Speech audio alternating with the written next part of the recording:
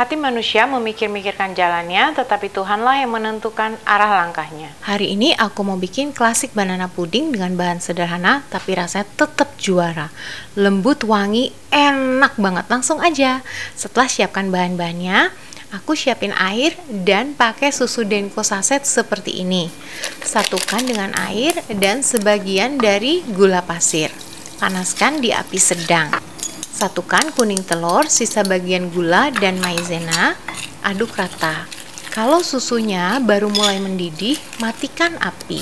Satukan di adonan telur sambil diaduk terus secara perlahan. Dituangnya perlahan aja ya, bisa bertahap saja sambil terus diaduk. Kalau mau pakai susu cair juga bisa ya. Aku yang lebih ekonomis aja pakai Denko saset. Nah, setelah semua susunya tercampur dengan adonan telur, kita bisa balikin lagi, tuang ke panci. Sekarang kita mau panaskan di api kecil saja hingga meletup-letup sambil terus diaduk. Nah, jika sudah meletup-letup, bisa dimatikan api, tambahkan perisa vanila atau ram, aduk rata. Masukkan juga menteganya dan aduk rata hingga menyatu dengan baik. Kemudian bisa disisihkan. Lanjut, kita mau atur semuanya tanpa menunggu flanya dingin ya. Bisa langsung aja diatur biskuit marinya di loyang. Aku pakai loyang 18x18. Tuang pastry cream atau flanya secukupnya aja ya, tidak terlalu banyak, tapi pastikan tertutup semua dengan baik. Kemudian atur pisang, beri flanya lagi, sama ya, pastikan tertutup semua. Terus biskuit lagi, fla lagi, dan pisang lagi. Terakhir tuang semua flanya, ratakan, pastikan semua pisang tertutup fla. Taburin atasnya dengan remahan biskuit. Segitu aja, bisa ditutup dan diamkan di kulkas 2 jam atau lebih.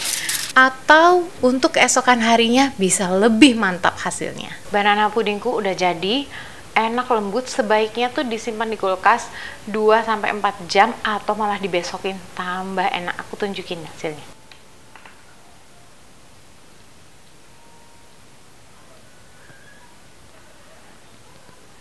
Wow. Ini tuh enak banget, nggak ada amis telurnya sama sekali.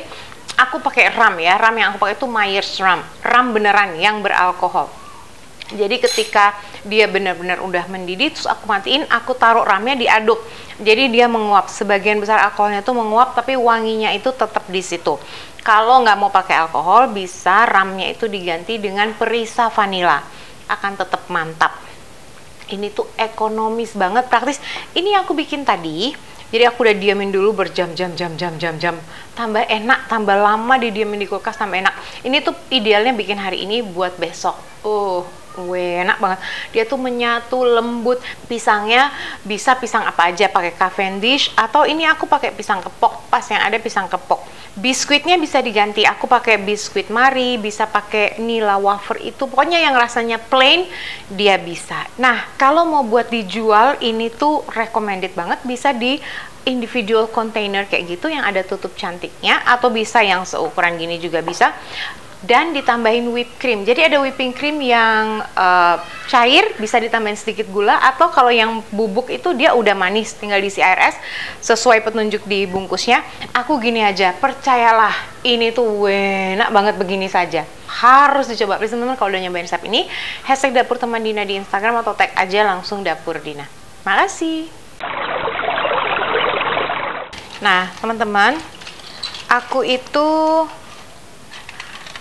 percaya ya, kita semua itu punya cara untuk mendisiplinkan diri kita secara pribadi.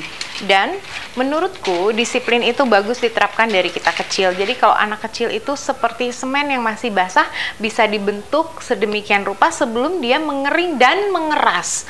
Jadi contohnya aja, kayak misalnya baru bangun, ini anakku ya, baru bangun itu selalu aku ajarin atau papanya ajarin, ayo kita harus beresin bednya, beresin tempat tidurnya gitu, pakai seblak itu kan, pakai yang untuk bersihin tempat tidur.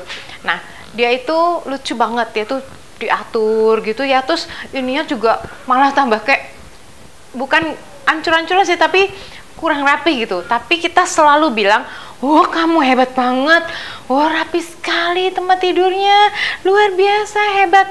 Terus pas dia keluar kita beresin lagi.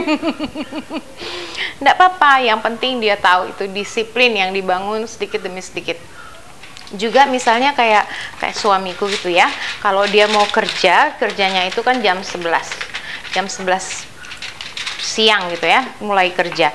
Nah kayak gitu tuh dia pagi-pagi sekali sudah mendisiplinkan diri. Jadi olahraga sedikit, puter kayak gitu, terus ada saat teduh sebentar, dan baru mulai aktivitas. Itu kayaknya waktunya itu jadi sangat efektif kayak gitu, dengan kita punya kebiasaan yang baik dan kita disiplin di situ. Ada juga contoh yang sederhana aja, beresin rumah sebelum pergi. Itu kita udah biasa ya, nyapu dulu sedikit, yang penting bednya udah beres, semuanya itu bersih.